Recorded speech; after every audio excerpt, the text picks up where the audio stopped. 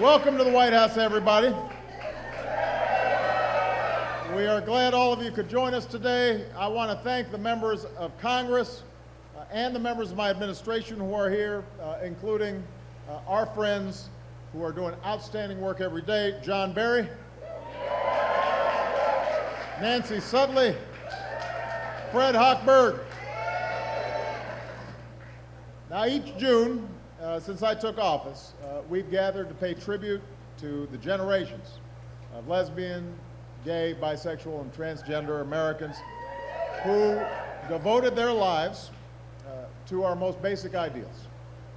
Equality not just for some, but for all. Together we marked major milestones like the 40th anniversary of the Stonewall riots, when a group of brave citizens held their ground against brutal discrimination. Together we've honored courageous pioneers who decades ago came out and spoke out, who challenged unjust laws and destructive prejudices. Together we've stood resolute, unwavering in our commitment to advance this movement and to build a more perfect union. Now, I've said before that I would never counsel patience, that it wasn't right to tell you to be patient any more than it was right for others to tell women to be patient a century ago, or African Americans to be patient a half century ago. After decades of inaction and indifference, you have every reason and right to push loudly and forcefully for equality.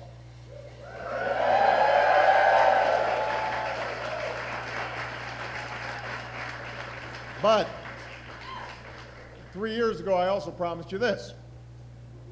I said that even if it took more time than we would like, we would see progress, we would see success, we would see real and lasting change. And together, that's what we're witnessing. For every person who lost a loved one at the hand of hate, we ended a decade of delay and the Matthew Shepard Act, the land of the law.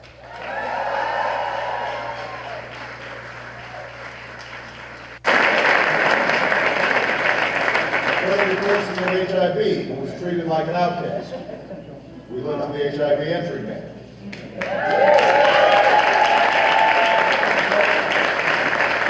And by the way, because of that important step, next month, for the first time in more than 2 decades, the International AIDS Conference will be held right here in the United States.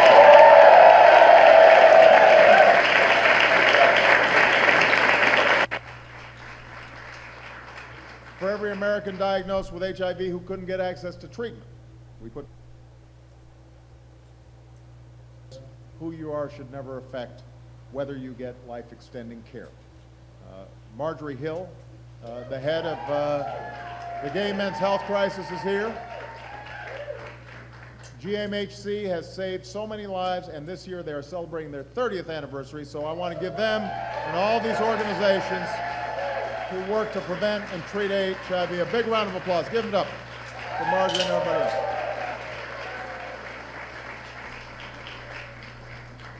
For every partner or spouse denied the chance to comfort a loved one in the hospital, to be by their side at their greatest hour of need, we said enough.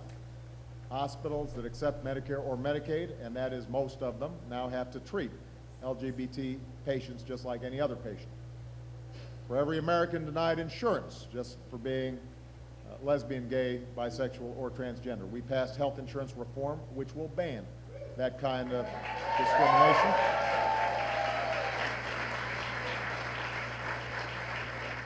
We've expanded benefits for same-sex partners of federal employees, prohibited discrimination on the basis of gender identity for workers in the federal government. We've supported efforts in Congress to end the so-called Defense of Marriage Act.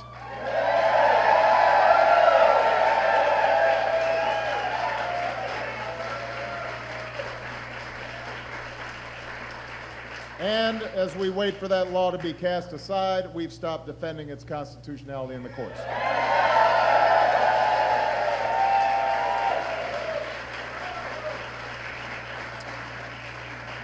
We've put forward a strategy to promote and protect the rights of LGBT communities all over the world because, as Secretary Clinton said back in December, gay rights are human rights. And, of course, last year we finally put an end to Don't Ask, Don't Tell.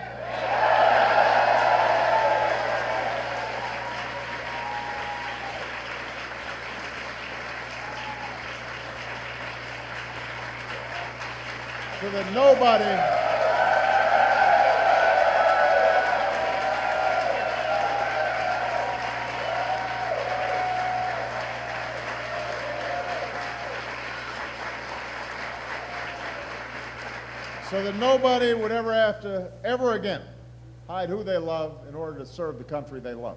And I know we've got some military members who are here today. I'm happy to see you with your partners here. We thank you for your service. We thank your families for their service. And we share your joy at being able to come with your spouses or partners here to the White House with your Commander-in-Chief.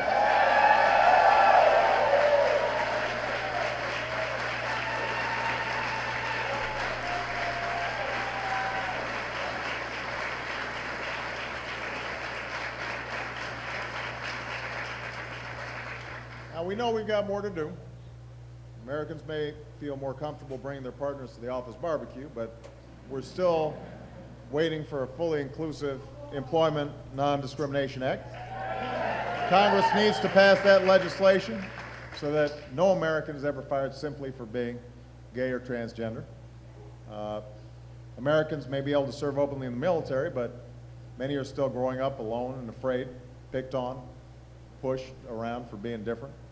And that's why my administration has worked to raise awareness about bullying. And I know I just had a chance to see Lee Hirsch, the director of Bully, who's here, and we thank him for his work on this issue.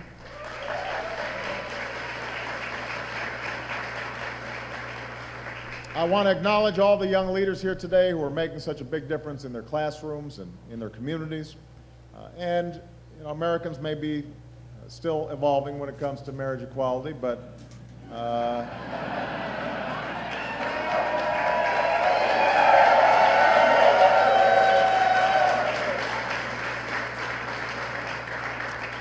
but as I've indicated personally, Michelle and I have made up our minds on this issue, and we believe that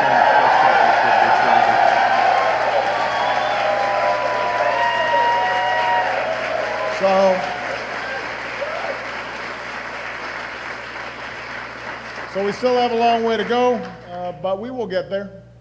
We'll get there because of all of you. We'll get there because all the ordinary Americans who every day show extraordinary courage. We'll get there because of every man and woman, and activist and ally who's moving us forward by the force of their moral arguments, but more importantly, by the force of their example. And as long as I have the privilege of being your president, I promise you, you won't just have a friend in the White House, you will have a fellow advocate for an America where no matter what you look like or where you come from or who you love, you can dream big dreams and dream as openly as you want. Thank you. God bless you.